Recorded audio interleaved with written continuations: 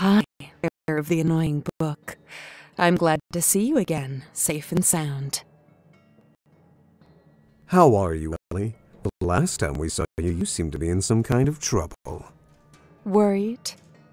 No, I know how difficult you are to kill firsthand. And everyone knows that it took a manifestation of hell itself just to knock you out for a while. Lady Ellie and I, Lord Romeo Exet was able to contact us. We have our orders. All our forces are outside, while we need to destroy certain creatures. Little Romeo is involved too. This is as serious as I thought. He thinks that it is the prophecy, right? The one that my sister foretold. The messengers of the end. If that's the case, it means that once all of them are reunited, it would trigger the end of the world. But something is wrong. I feel it. I will try to talk with Romeo, if I'm able to manifest myself outside. Why are you in this place? Honestly, I have no idea. My manifestations are too chaotic. I can't even move freely around here. I'm limited to stay in some rooms. Once I've regained enough strength, I will manifest again in the center of the core room, and from there, I will try to explore other places to see what I can discover. If you need something, I will be there from now on.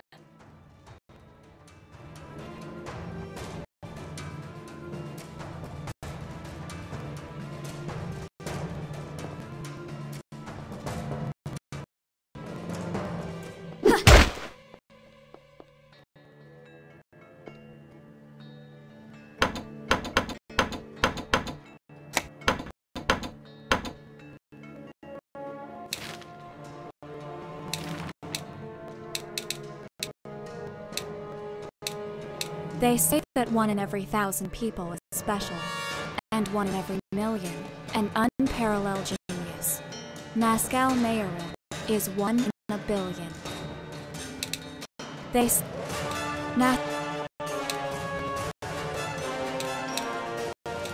Nascal suddenly woke. For months, he had been unable to sleep well, and that night had been particularly bad, something which he blamed on the emotion of being so close to finishing his work. Washing his face, he noticed how terrible he looked in the mirror, and thought that very soon he would have to be ready to return to society. Nascal was unsure of how much time had passed since he had visited the Council of Brax. After that night, he invested his vast fortune in creating a secluded mansion away from the civilized world. A huge and well-equipped workshop in which he could devote body and soul to his work, free from distractions. It had been years, or maybe even decades, since the last time he had contact with another human being. But loneliness meant little to him. All that mattered was that he was close to reaching his goal.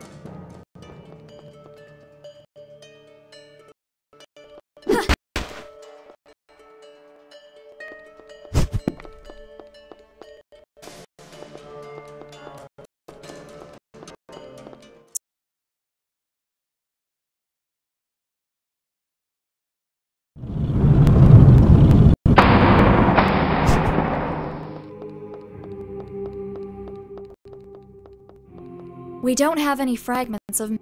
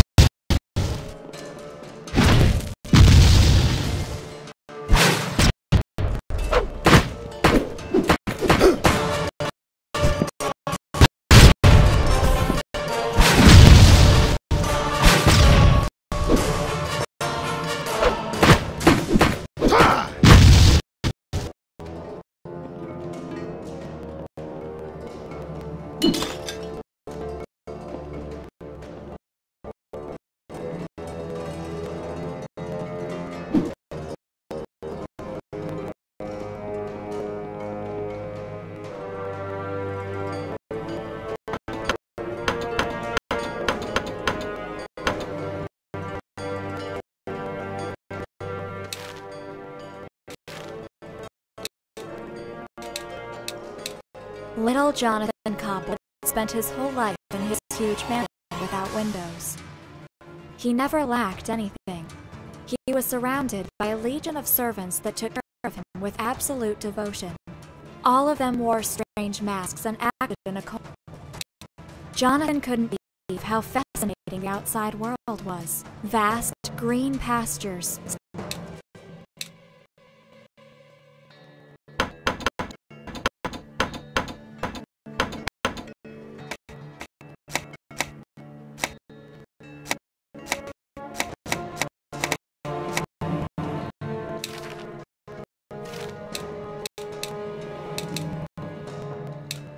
Pascal suddenly awoke. For months, he had been unable to sleep well, and that night had been particularly bad, something which he blamed on the emotion of being so close to finishing his work. Washing his face, he noticed how terrible he looked in the mirror, and thought that very soon he would have to be ready to return to society. Pascal was unsure of how much time had passed since he had visited the Castle of Brax, After that night, he invested his vast fortune in creating a secluded mansion away from the civilized world. A huge and well-equipped workshop in which he could devote body and soul to his work, free from distractions. It had been years, or maybe even decades, since the last time he had contact with another human being. But loneliness meant little to him. All that mattered was that he was close to reaching his goal. Over the years, just improving his creative talent wasn't enough for Nascal. His goal was much higher. He devoted day after day to research the same process Gaudimus developed to make his works, becoming an unrivaled expert in lost science and supernatural rituals. With such unusual tools, he managed to create countless animated puppets, which were able to move by themselves, the very ones that now protected his mansion and took care of its maintenance. But they were all just prototypes for his definitive work, the ultimate puppet. An artificial being so perfect, it would not be aware that it was not alive. Nascal solemnly went down to the heart of his workshop, where his most valued masterpiece waited for him. On the table was a body. Any observer would think without a doubt that it was a true human being. It had the same appearance as its creator, as identical as 2 drops of water. The master puppeteer smiled. In his next encounter with Gaudimus, it would be his marionette that greeted him. An ironic joke that only he would be able to understand. After reviewing the status of the project for hours, Nascal determined that it was only a matter of days until it was finished. Only a few pieces were missing, which should be stored in his secondary workshop. With unusual anxiety, he walked to the north wing in search of them. It had been a long time since he had visited that area of the mansion, and he was not even really sure of why he stopped going there.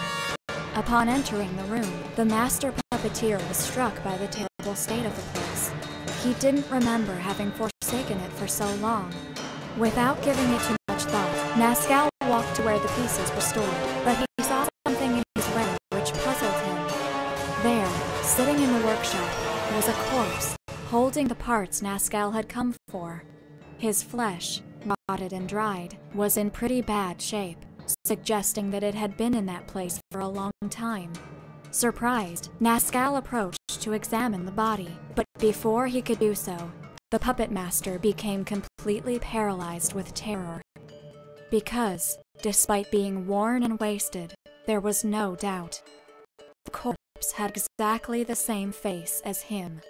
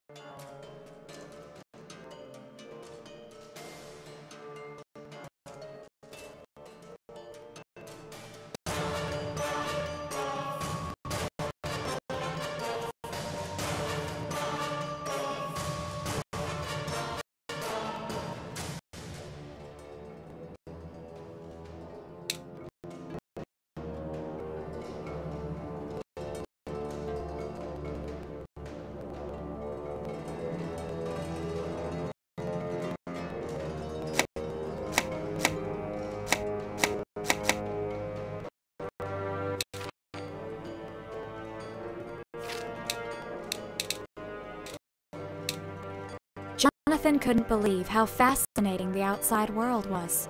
Vast green pastures spread between beautiful mountains. Just a few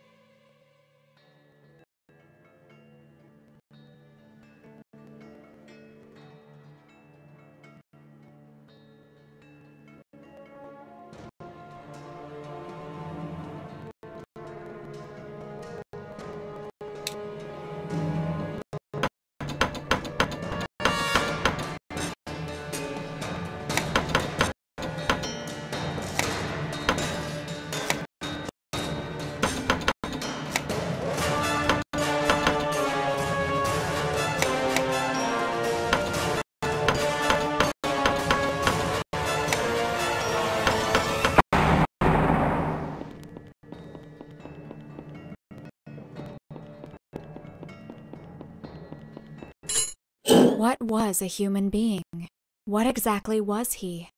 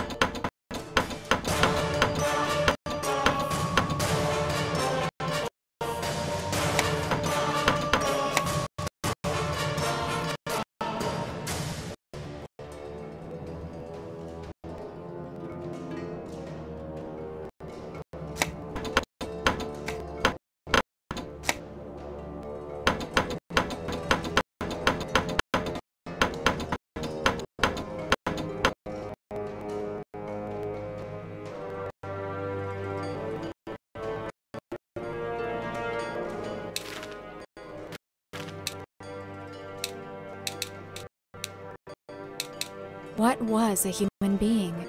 What exactly was he? Nascal didn't know for how long, years perhaps. He had asked the same questions without finding an answer. Was the dead body in the workshop the real Nascal? But if it was, why did it hold the parts needed to complete the project? The puppet master had his body analyzed several times over the years, trying to find something that could help him determine if he was a man or marionette. In his research, Nascal severed some of his limbs, replacing with metal implants, an irony that even he could see. Desperate, he began to consider using other humans as guinea pigs for research. However, after all of his sacrifices, the heart of the mountain was floating in front of him. That huge rock contained folklore's core, a place where the real and the unreal were two sides of the same coin. It was the center of fantasy itself, and to his surprise, the heart spoke. It told him the tale of a crossbred. What was a human being? Nazcal suddenly awoke. For months, he had been unable to sleep well, and that night had been particular. Nazcal entered the hall where the Council of Brax was taking place.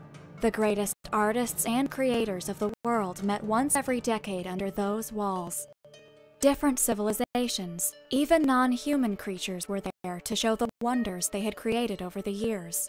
Naturally, only the very best could attend, those whose fame had crossed all frontiers.